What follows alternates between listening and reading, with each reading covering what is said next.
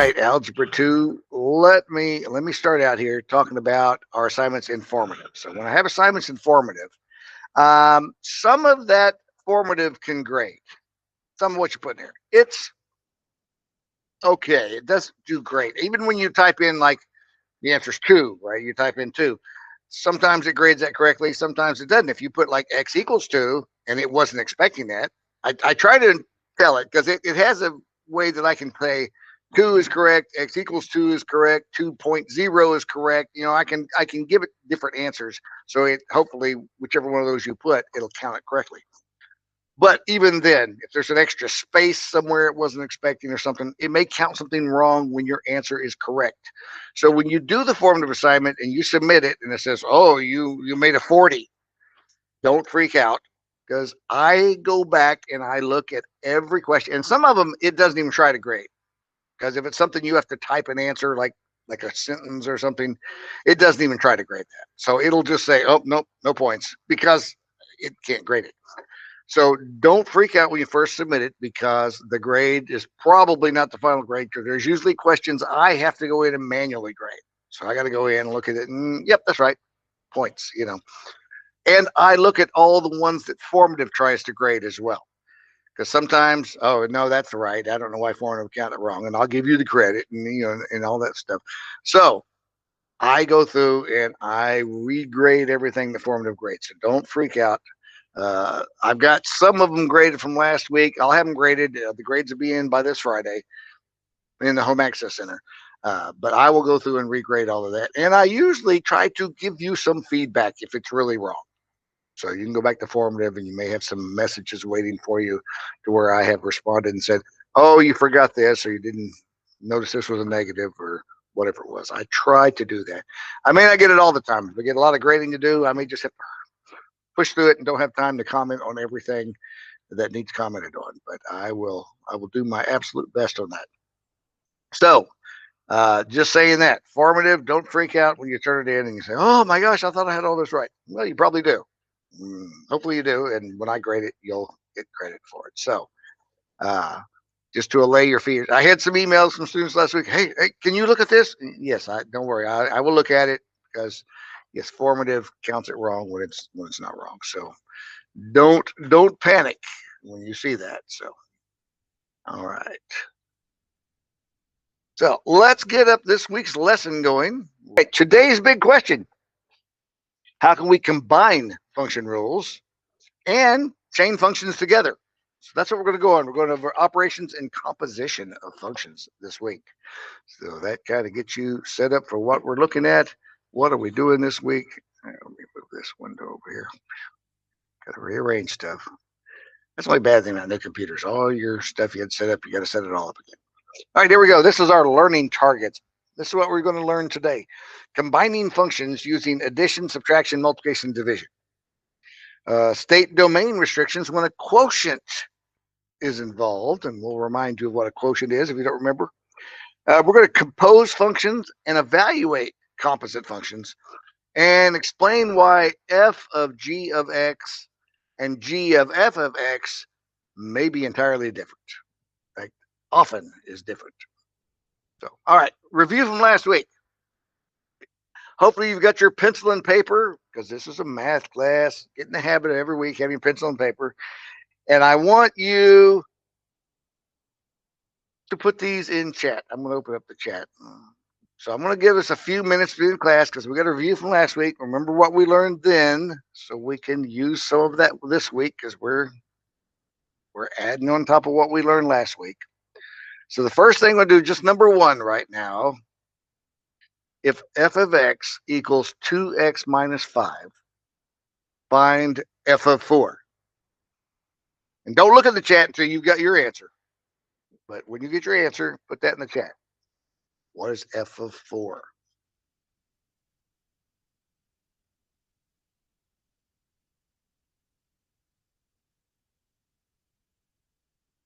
I see a lot of answers coming in. Let me show you how I'm going to do this. Just for anyone that's struggling with that, I think you guys got it, though, because I see a lot of correct answers.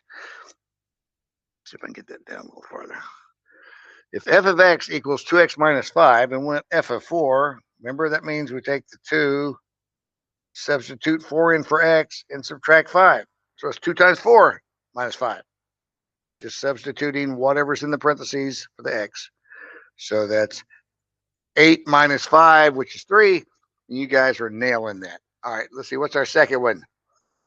What is the domain of g of x equals 1 over x minus 3?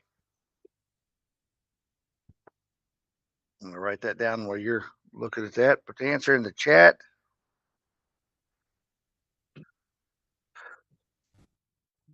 I still got to get me a light.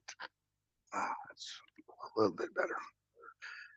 What is the domain? What are the allowed x's?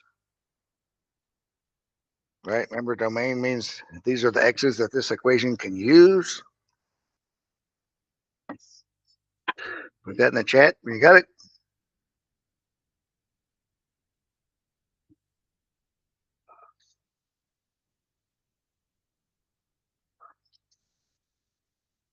Like, oh man, this domain stuff, Mr. Brock, will it ever go away? No, no. So we just better get good at it, I guess, so we don't have to worry about it when it pops up. What x's can we or can we not have with this? Can it be negative 100? Can it be 21.5? Are those x's okay? Can x be 0? Can x be pi? Be 1 over pi minus 3?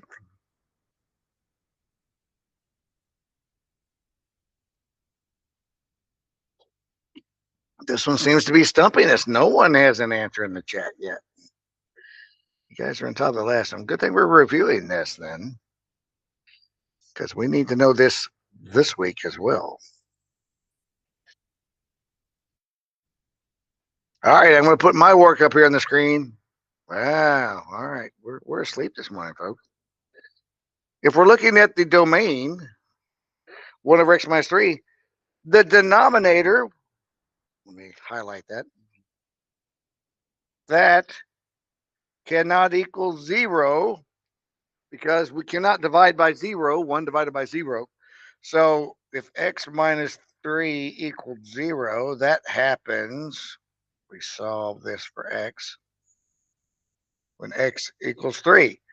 So it's basically our domain is, oh, not squiggly. I'm not doing a set of numbers. Shoot, my bad. Our domain is from negative infinity to infinity, except x cannot equal 3. So yes, it could be negative 100. Yes, it could be pi. Yes, it could be 21.5. It just can't be 3. Yeah, Natalie had it there. All real numbers, not just greater than, and not negative 3, but all real numbers. It just can't be any number that makes that 0. So it can be negative numbers, it can be positive numbers. Anything just cannot be 3. Thanks for putting something out there, Natalie, because everybody else was afraid to guess. So I appreciate that. All right, here's the last one. From a graph, what do the x-intercepts represent? Do we know what we're looking at when we see x-intercepts? Do we know what that really means? Oh, I like this question. I like this question a lot. I'm just putting this up on the screen. Just taking I just punched in a graph, right? I just typed in an equation. It is what it is. So what are those numbers? You bet, Ellie. Those are the x-intercepts, right? I clicked right there, and it's telling me the x-intercept is negative 2.18614, and x equals 0.68614. But this one's not nice and happy, and I can make them where they're more numbers that we like. Let's see if we just do. Is that any better? No, it's not any better. All right, I'm not going to try to guess on it. All right, so let's say here it is. There's our x-intercepts. What does that mean? Our question says, what do they represent? What do the x-intercepts represent? You're like, well, that represents where it crosses the x-axis. Well, yes, that's why it is an x-intercept, but there's a lot more to that. There's a lot to this. All right. If you don't have this, then you probably ought to write this in your notes because this is an important concept to understand. This is one of those things where don't just memorize the answer, try to understand what we're talking about because that will help this so much going forward if you understand what these x-intercepts are. This point right here is the point 1.41421, comma 0. That's an important clue right there, comma 0. That means if we go to this equation, x squared minus 2, and we substitute 1.41421 into that equation, the equation equals 0. That's why the y is 0, because at that point with that x right there, it equals 0, which means that is a solution. If we solved that, set it equal to 0 and solve it, that's where it equals 0. Because when we graph it, we see that it's right there at 0. If we put in x equals 2, y equals 2. See, that's not a 0. It's not an intercept because it's not down where y equals 0. But if we substitute 2 into the equation, 2 squared minus 2 equals 2. But if we substitute this number in, we'll get 0. So not only is that an x-intercept, it's a solution because when we solve equations, we say, where does it, what would make it equal 0, right? That's a solution. So that's a solution. That's a 0. That's a place where y equals 0. When we substitute that x in there, it's an x-intercept. It's all of those things. Those are all saying the same thing. So x-intercepts represent solutions or zeros.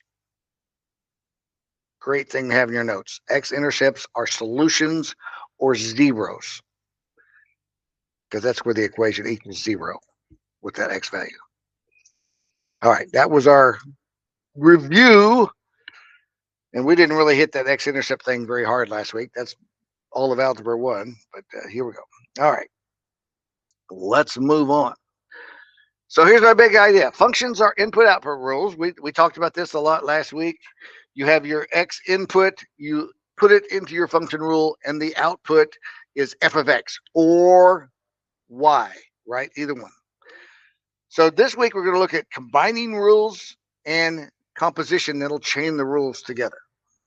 But let's look at this one first. Sum.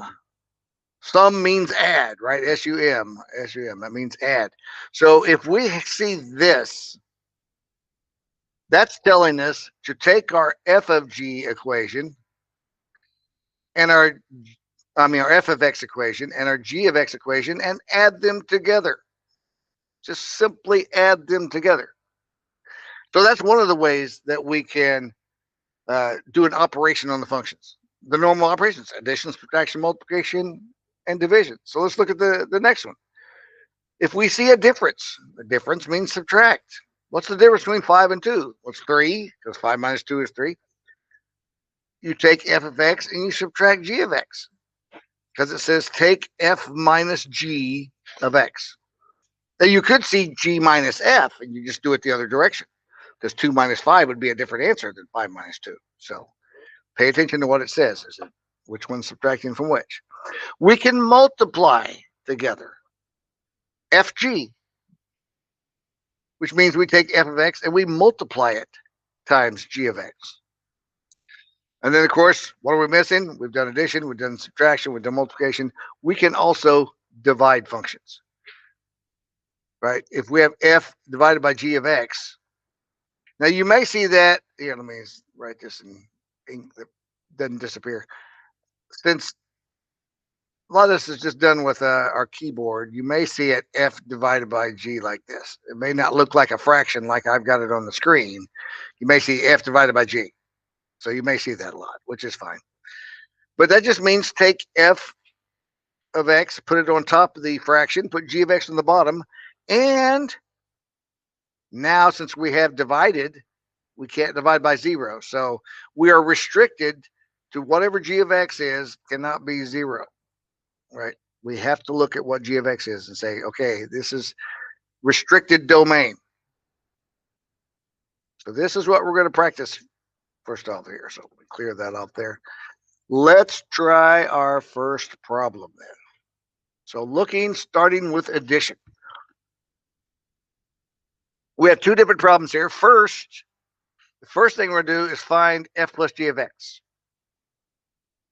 And then the second thing we're going to do is say, what is f plus g of 2? So let's do this first. Get your pencil and paper, write down f of x, write down g of x, and then let's add them together. I'll do that on my notes as well, but go ahead and get started on that before I put mine up. So I've got 2x plus 3. We'll turn this a little bit. Okay. 2x plus 3 is f of x. X squared minus 4 is g of x. And they want to have f plus g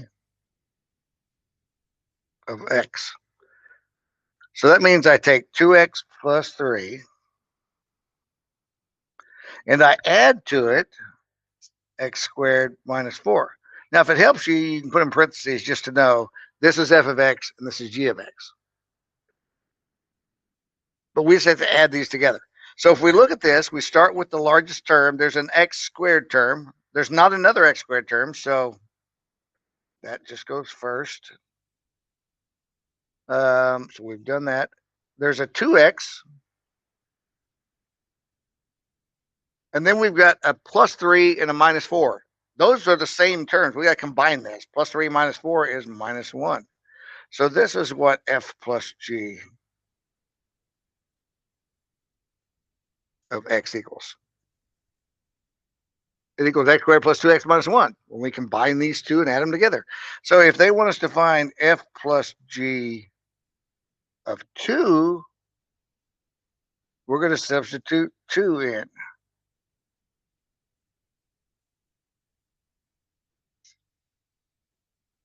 So 2 squared is 4. 2 times 2 is 4 and minus 1. So f plus g of 2 equals 7. And f plus g combined equals that. So those are our answers. That is our answer. X squared plus 2x minus 1. And then 4 plus 4 minus 1 equals 7. So I'm going to show that on our notes. Here's the steps. Add the functions. Right? So f plus g of x is the 2x plus 3 plus the x squared minus 4. So we took the f of x and the g of x. And so we have to combine any, simplify it, combine any like terms, put them in order. So we get x squared plus 2x minus 1. Again, the only thing that combined was the 3 and the negative 4, because there's only one x squared term and there's only one x term. So then we evaluate for f of 2, f plus g of 2, where we just substitute the 2 in there for everything, and we ended up with the 7. So that's what we did on our notes, showing it on the screen. So this will be on the screen there where you can see it. If I write it terribly, you can see it there on the screen. So there's our two answers. F plus g of x equals x squared plus 2x minus 1. And then the second part of the question, evaluate it for f plus g of 2 equals 7. All right, let's try let's see. Now this is a quotient. Quotient means what you get when you divide things. When you divide things, when you add things, you get a sum. When you subtract things, you get a difference. When you multiply things, you get a product. When you divide things, you get a quotient. So we're going to jump straight into a quotient here. So we have different f and g's this time. Okay. So f of x equals 3x minus 2. G of x equals x plus 4. So they want us to find f divided by g of x and state the restriction. So to find f divided by g, just make a fraction, put F on top and put G on bottom. I'll show my notes again. So 3x minus 2, x plus 4. If I want F divided by G, I just take F and divide it by G. And the restriction is whatever makes the denominator 0, which in this case, x plus 4 equals 0. Subtract 4 from both sides. So our restriction is x cannot be negative 4. It can be any other number. But there is what the quotient is when we divide F divided by G. It's that. And there's our restriction. Because the denominator cannot be 0. That wasn't as hard as we thought it was going to be. Oh man, I'm making this fraction now. Oh gosh, we're not solving the fraction because we don't have a value for x, right? If we could say x equals 4, we could substitute 4 in and we'd have a problem. No, 4 is fine. 4 plus 4 would be 8 on bottom, so we could do that. But we don't have to solve anything because it didn't tell us to substitute anything for x. State the restriction. So in your notes, you should have f and g of x, should both of those. Remember, the denominator cannot equal 0. So you set it up just like that. That is this right here. That's the answer. That's f divided by g of x. Notice this time I put it this way just to show you. Sometimes, this is how you see it a lot of times. It's just f divided by g. And simplify as possible. It's not possible. There's nothing that simplifies on this. Right? Sometimes we can simplify. We will look at one that simplifies today. But nothing simplifies there. And the restriction is the denominator cannot be 0, so x cannot be negative 4. So a simplified expression could hide a restriction. So look at the original equation to figure out restrictions. We're like, okay, we'll look at one like that because it will make a difference. Okay, I'm going to pull up another one here. All right, work this one. Put your answer in the chat, and I'll work this, and then I'll show you my answer in a minute. But this one we're going to work independently. Your turn. See if you know how to do this. F plus G. And, there's not a whole lot of work to show, but show enough to where someone can see exactly how you got what you got.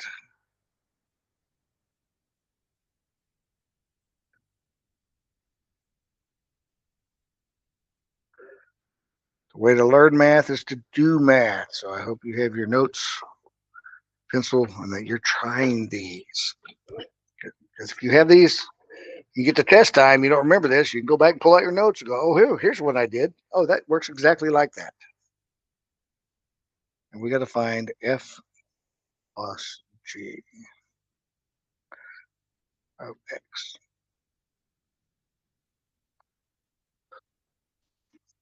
All right, I'm waiting until I see answers in the chat before I show my work.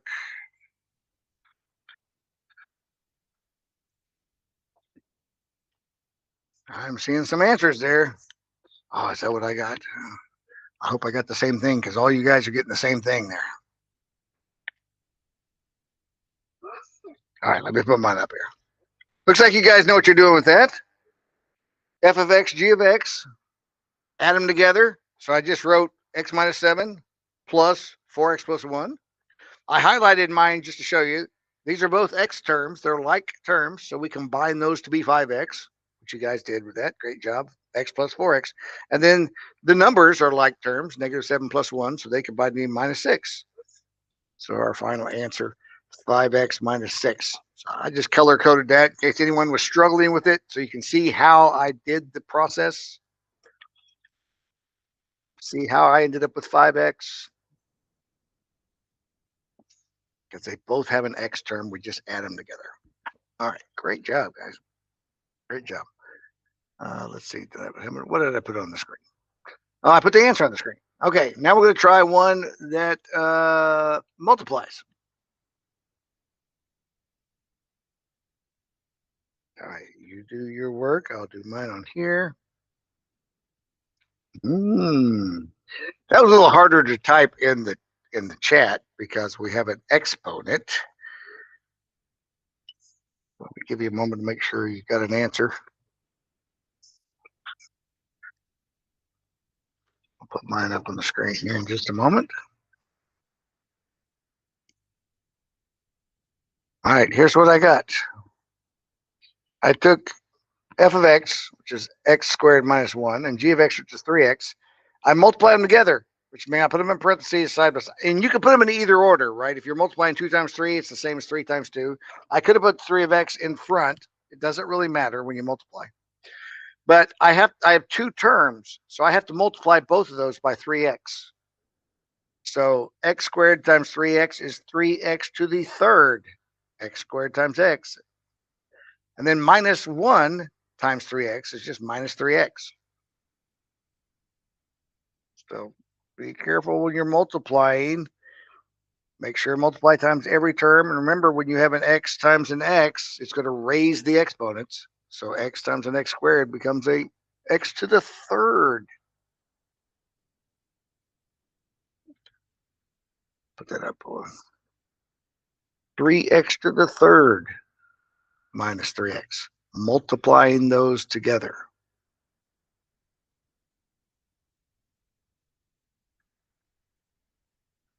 All right, let's put up another division problem. And don't get fooled on the division and think you can cancel things out, because, well, we'll look at that. All right. I'm going to work on my paper. You work on your paper.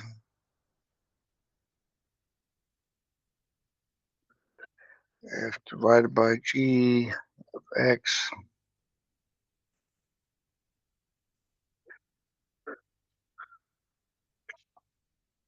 Find the restriction, as well as what is it when you divide one by the other one. I'll put this up here on the screen. And let's talk about this real quick, because a lot of times we're like, oh, well, this is x over x. I can cancel that out.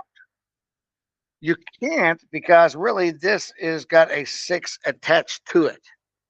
And this has a minus 2 attached to it. It may help you to put those in parentheses. Just remember, this x is not by itself. So I can't cancel out with this x down there. So the answer is not -3. It is x plus 6 over x minus 2. I think I have one coming up that will be where we're going to cancel something out, because we've got to look at that as well. So this is the answer. This is what it equals, and this is the restriction, because x minus 2 cannot equal 0. So x cannot be 2. 2 minus 2 would create a problem. 2 minus 2. I'll put this up here. X plus 6 divided by x minus 2. X cannot be 2. Another division. I've really done a subtraction one, but I assume you guys, you know how to subtract. We did add subtraction. I'm going to focus more on these division ones, and I'm going to turn my paper over to do this one.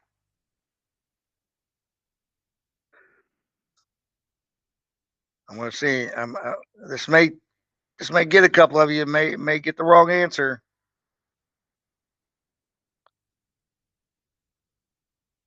This one will simplify. This will simplify. If you look at f of x,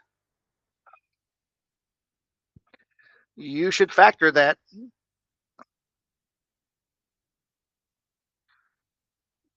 This one simplifies. I'm going to let you.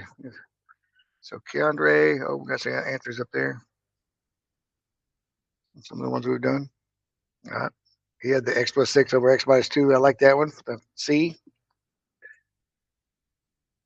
I like that. All right. But D, I think I might trip a couple of y'all up. Because we're not going to think about the fact that this will simplify.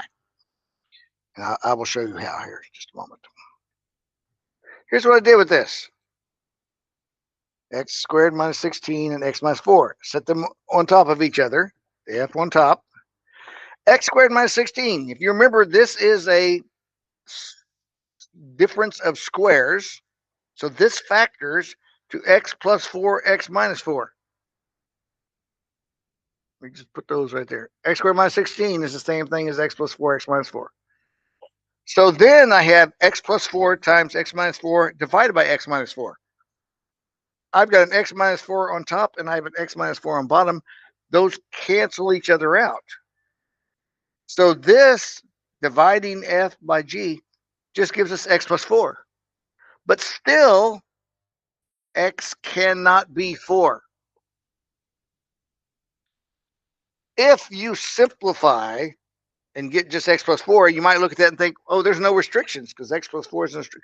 But originally, we start with this. And if we put 4 into that, we're going to have a 0 on bottom, and this explodes, right? The whole world blows up when we try to divide it by 0. We can't. We have to look at the original. The restriction is based on original. Let's write that down. Restriction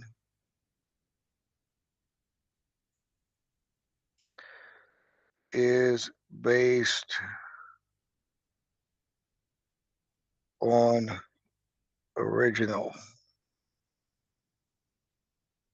which I'm also going to call unsimplified equation.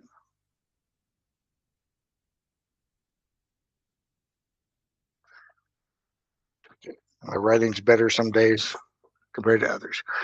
The restriction is based on the original unsimplified equation. Because like I say, right here, I don't see a restriction. X plus 4, x can be anything. But I have to base the restriction on what was it before I simplified. Well, I had an x minus 4 in the denominator, so I have a restriction, x cannot equal 4. So, but that is the answer. The answer is x plus 4 and x cannot equal 4. I see that one. That one can get you. If you simplify it correct, you might forget the restriction is there. If you don't remember that it can simplify, you might still have it not in its final form because we always want it in our most simplified form. So the final answer on that is the x plus 4, x cannot equal 4. Ooh. All right. Now let's talk about something that sometimes students struggle with this until it clicks. So I'm hoping this clicks quickly here. If we have x and g, f, g, it's like what? We can, the output of one function becomes input of another one. If we take x and we substitute it in the g, right, and whatever that gives us, because g of x is whatever, we substitute x, we get a number out of that. And then we take that number and we substitute it into f, whatever the output of g is, that would be f of g of x. And you will see this written like this, f of g of x. This is how you may see that time. You have that little circle in there, f of g of x. That means take f and substitute g of x into it. F of g of x means do g first, then f. So first we do the inside number. What is g of x? If we have a value for x, x equals 1, whatever. We do that first, and then we substitute it into the f. Let's take a look at this. Order matters. Oh, this is really good. So let's put this example in our notes. Let's write this down. I'm putting this on my notes here. F of x equals 2x plus 3, and g of x equals x squared. And we want to find f of g of x and g of f of x. So f of g of x. And then we're going to find g of f of x. Okay. Got that written down. Let's look at our notes and see if we can't work our way through this. So this is our f of x. This is our g of x. And we want to first do f of g of x. So what that means is instead of having x in our equation, we're going to take out the x and we're going to substitute whatever g of x is. That's all that means, is whatever's in the parentheses is what I want you to substitute in. Well, this is g of x. So I'm going to take out the x, and I'm going to substitute in x squared.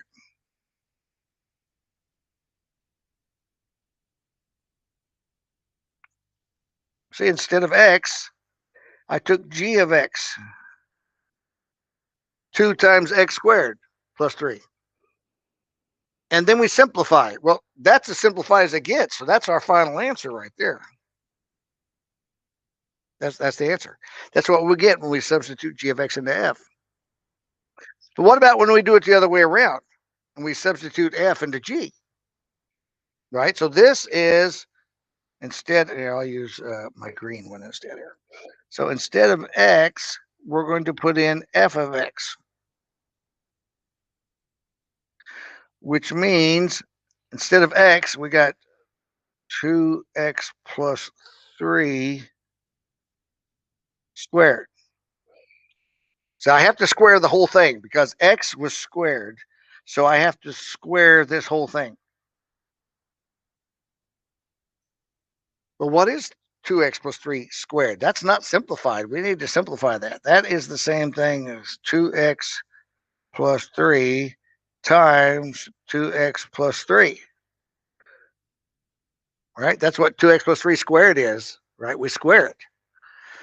And when we have to multiply, we got to multiply the first term by both of those. First,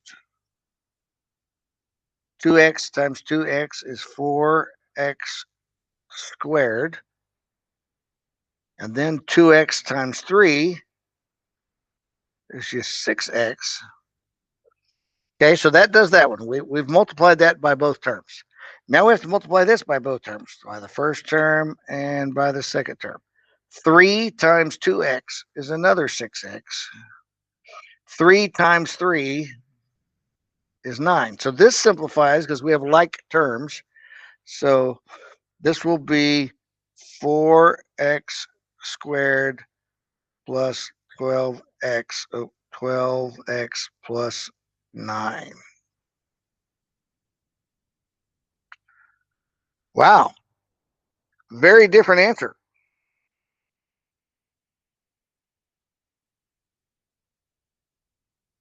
That's our two answers. This is f of g of x. It's 2x squared plus 3. This is g of f of x. It's 4x squared plus 12x plus 9. So, different.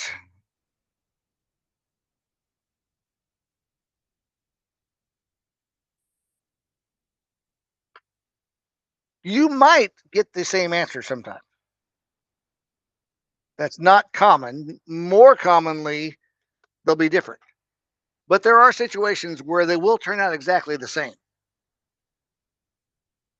when you substitute one to the other and simplify. You could exactly the same, but that's only if they're inverses. There's special cases. So put that in your notes. Show that they're different. We can substitute either way. We can substitute g into f or f into g, but we will get different answers when we do that. So f of g of x equals, substitute that x squared because that's what g of x is. G of x is x squared. So we get the 2x plus 3. The other way around, when we substitute f of x, that's substituting the 2x plus 3 in, which gives us that, and the 4x squared plus 12x plus 9. So the same two functions, but put them in a different order gives us a different result. That's the main thing I want to emphasize there, is that we will get a different result if we do them in a different order. All right, let's look at this. Example number 2. Oh, Mr. Brock, now you're bringing in something all different to this. Yes, but we are Algebra II students. We can handle this. Okay, let P of x equal the square root of x. And Q of x, we're going to mind our P's and Q's here, equals x plus 9. Find P of Q of 7.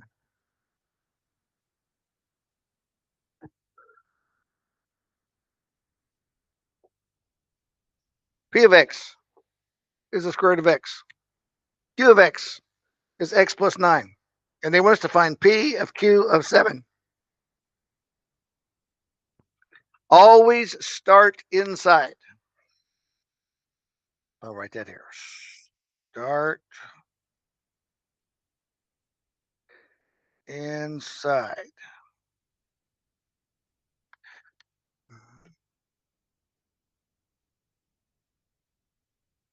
So what is Q of 7?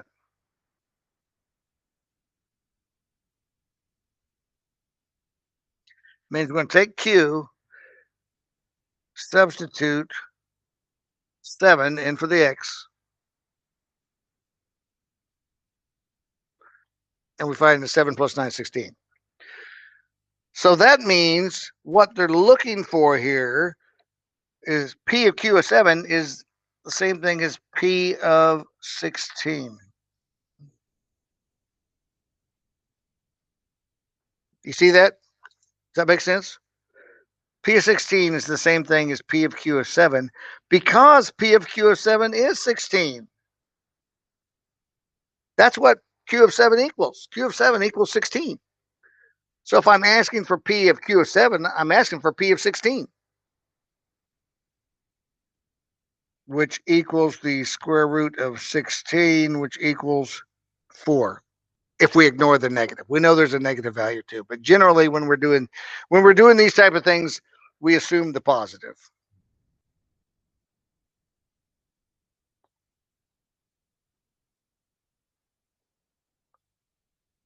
Unless ask, I could say give me the positive and negative results. So P of Q of 7 is 4.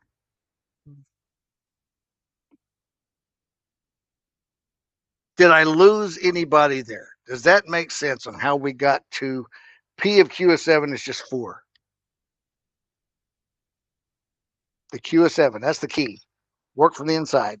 Find out what Q of 7 equals. I'm just finding P of 16.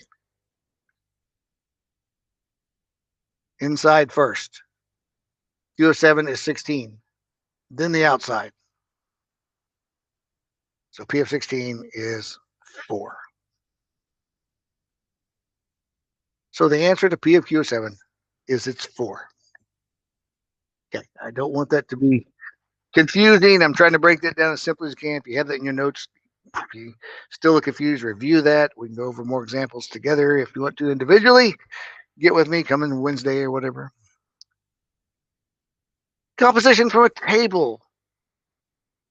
Okay, so here we have a table for h of x, and k of x is given to us as an equation. So let me see. I can write this down. I'm going to write the table down. X, h of x. 1, 4, 9. And our our h of x is 4, 9, negative 2. Our equation is k of x equals 2x plus 1. And we got two different problems. First, we got to find h. Oh, no, k on the outside. Oop, write that down properly there, Mr. Brock. You never get it right if you write the answer and write the question down wrong. K of h of 1.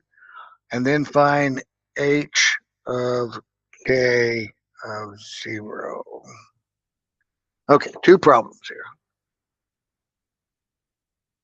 I turned my table just to be up and down, just so I wouldn't. That's what I'm used to seeing tables. It works either way. As long as you got the x and the h of x in the right columns, you're okay. And then I wrote the 2x plus 1. So this one's find k of h of 1, which would be the same as k of, what is h of 1 equal?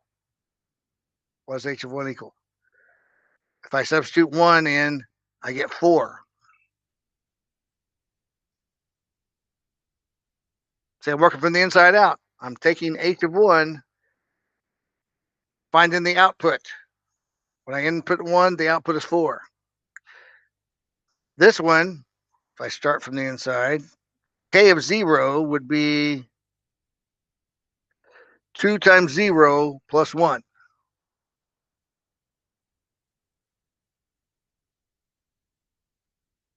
It's just 1, right? So this wants to find h of 1.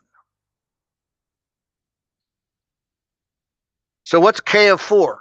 K of 4 is 2 times 4 plus 1. So this is 9. This equals 9. What's h of 1? H of 1 is 4. This equals 4. Yeah, that works. Don't get confused just because it's a table instead of an equation. We can still input a number and get an output. So all we're inputting a 1 and getting an output of 4. Then taking that 4 and inputting the 4 and getting an output of 9. So this is just double inputs. First we input the middle inside one, and then we input that into the outside one. Well, didn't mean to do that. So there you go. Put that in your notes. I'll also have it up here on the screen on the presentation, so it might be written better. Since h of 1 equals 4, then k of h of 1 equals k of 4, which is 2 times 4 plus 1, which is 9. So that was that one I did on top. And then the bottom one, when we did k of 0 is 1, because we substituted into k. So h of k of 0 is the same thing as h of 1, which when we put that on our table, you input 1, you get 4 out.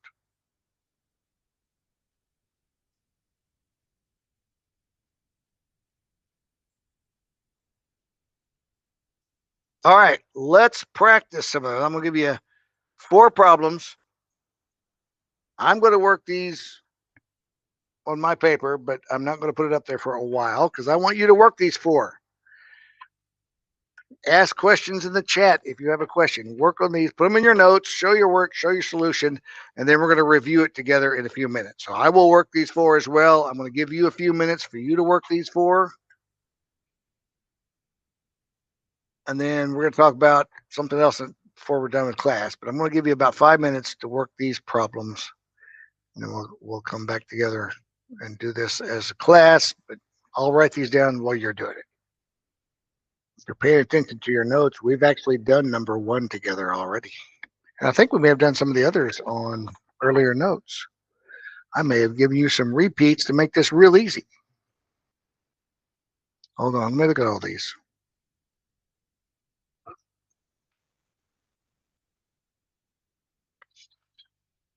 Yeah, I haven't given you 3 and 4. 1 and 2 we've actually done together already in our notes.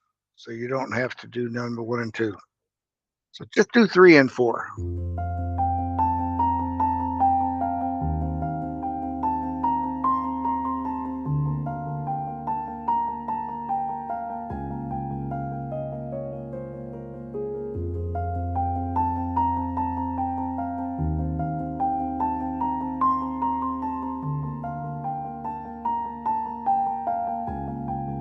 I'll give another minute or 2. Don't freak out. You should not end up with a fraction as an answer on the last one.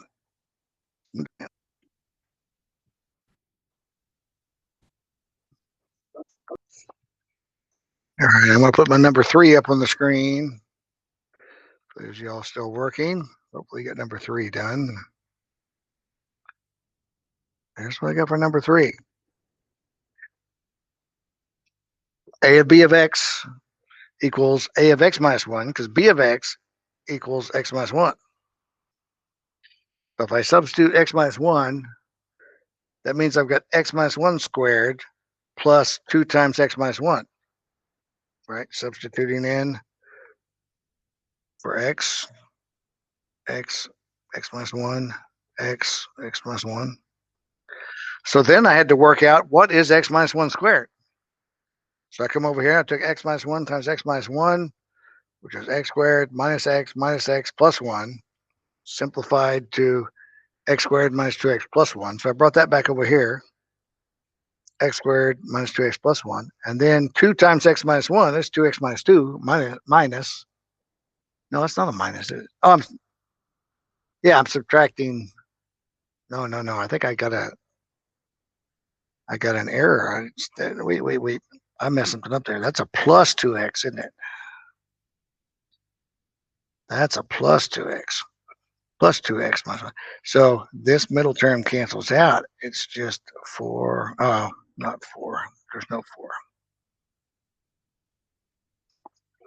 No, reviewing my work. Looks like it's just x squared minus 1. Is that what you got? Did I mess that up? Plus 2x. So that's a 2x minus 2. Negative 2x, positive 2x cancel each other out. Plus 1 minus 2.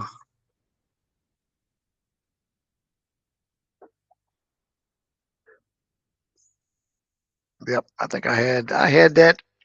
I missed a minus in there. I had it wrong.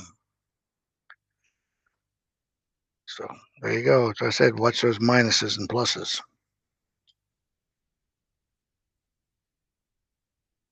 So plus 2x. All right, let's move down. Look at number 4. Not as hard as you might think. 5x minus 2 and x over 3. R of s of 12. Well, s of 12 means just substitute the 12 in for the x. So it's 12 divided by 3 is 4. S of 12 is 4 because you divide it by 3. So r of 12 of 3 is just r of 4. I substitute 4 in for x. 5 times 4 minus 2 gives me 20 minus 2. Should be 18. Unless I did something wrong there too. Let me go back. So there is the answers for 3 and 4, guys. Hopefully that's what you got. Let me put it back up here on the screen.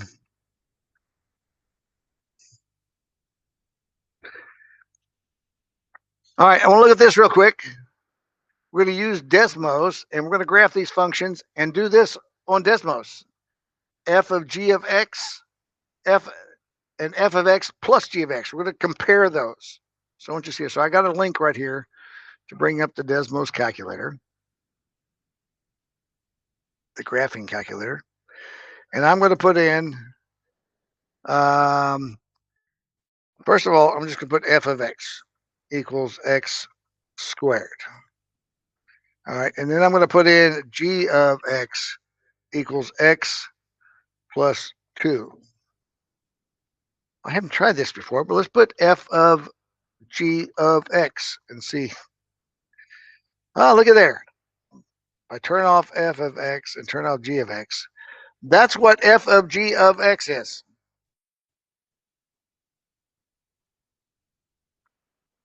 And if I put f of x plus g of x, all right, where are they similar and where are they different? What changed? Let me bring this up here. We can see a little bit better. They look like identical parabolas. They just have different vertexes, right? Different vertex. Since f of x is an x squared, we know somehow a parabola is going to be involved. G of x is just x plus 2. So substituting g of x in there, it just makes the x move over 2. It's a translation. So the vertex, instead of being at 0, 0, because just f of x by itself would be the red one. It would just be at the origin. So when we take out the x and make it x plus 2, it's a translation 2 to the left. And then when we add these two together, we get a vertex up here that's an odd vertex. I don't need the point where they cross. Let's see if I get rid of that. Negative 1/2, 1.75 when we add them together. But it's interesting. They stayed to be the exact same sloped parabolas. They're both x squared parabolas.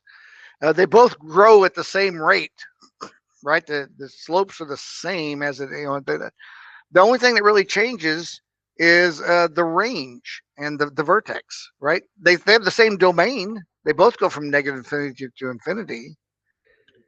It's just one of them has a range that's higher. It doesn't go down to the 0. This one goes down to 0. So the vertex moved, the range changed. So here's some common mistakes to avoid. So if you forget the parentheses when you're substituting an expression into a function, that can create an issue. Doing f, or if f of g of x, if you do the f first, that's a problem. You should do the g first. If you assume f and g, f of g of x and g of f of x are the same thing, that can create a problem. And if you forget to exclude inputs and make the denominator equal 0, right? If you have a quotient, one is dividing by the other one, you got to make sure that you restrict that range. And if you simplify correctly, but lose the original domain restriction. So watch out for that. All right, I've got a very simple, right here, we got 8 minutes left of class. I have an exit ticket. Turn this in and then you can leave. Let me put it, I'm going to put a link to it in the chat where you can turn it in at. So there is the link in the chat. Go over that, you can click on that, and it has these 3 questions. And you just type them in that Google form. I'll give you 3 points for it. It's an official assignment that you get a few points for. But do f plus g of x, where you just add them together, and then give me the answer of f of g of 5. And then when you divide, what do you need to check? Simple 3 things of what we talked about today. And once you get done with that, you're free to go. Have a great week, everybody. There's your exit ticket on the screen, but click on that link. That's where you turn it in at. Turn it in on that link. If you have any trouble with that link, let me know, but that should give you where you can do that at. All right. Have a great week, everybody.